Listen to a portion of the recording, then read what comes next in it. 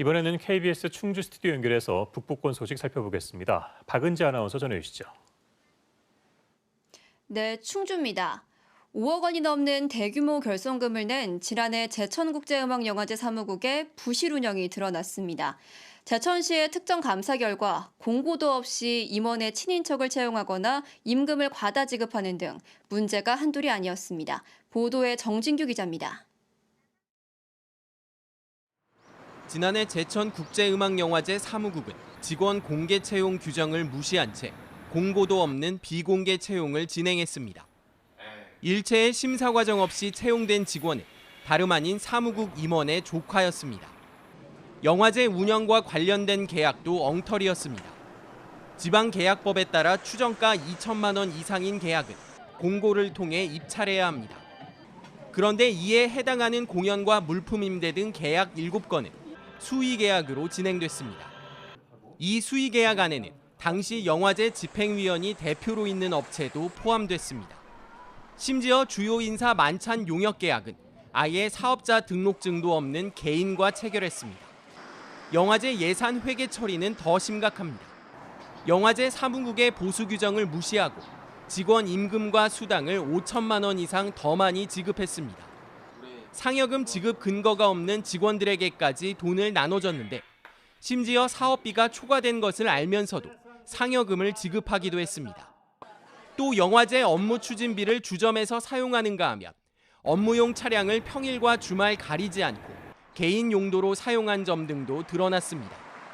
이번 특정 감사를 진행한 제천시는 지난해 영화제 사무국에서 회계 부실 등 문제점 22건을 확인했다며 종합적으로 봤을 때 지난해 영화제는 결손금이 발생할 수밖에 없었다고 밝혔습니다.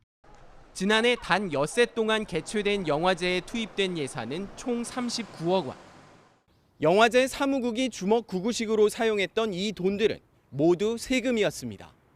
KBS 뉴스 정진규입니다. 충주시가 오는 26일 충주체육관에서 일자리 박람회를 개최합니다. 이번 박람회에서는 현대 엘리베이터와 코오롱 생명과학 등 지역 50개 기업이 참여해 모두 360여 명을 채용할 계획인데요. 행사 당일 준비 서류 등 자세한 사항은 충주시 일자리 종합지원센터 누리집에서 확인할 수 있습니다. 제천시가 충청북도에 한국철도공사 코레일 계열사의 제천 이전을 도와달라고 건의했습니다.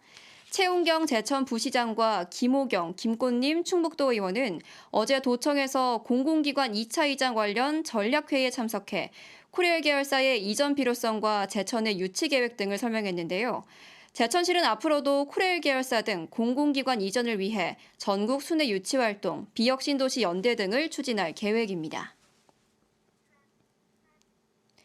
음성군의 용계저수지 둘레길 조성 사업이 연말 준공될 예정입니다. 이 사업은 27억 원을 들여 용계저수지 주변에 4.8km의 둘레길을 만드는 것으로 현재 막바지 공사가 진행 중인데요.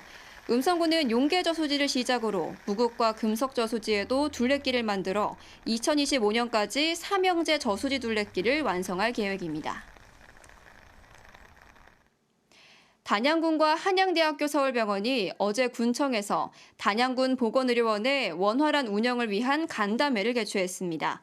이 자리에서 두 기관은 단양군 보건의료원의 의료진 확보 방안과 응급의료 이송체계 구축 방안 등을 논의했습니다. 내년 7월 정식 개원하는 단양군 보건의료원은 소아청소년과와 산부인과 등 8개 진료 과목과 30개 병상을 운영할 예정입니다. 지금까지 충주에서 전해드렸습니다.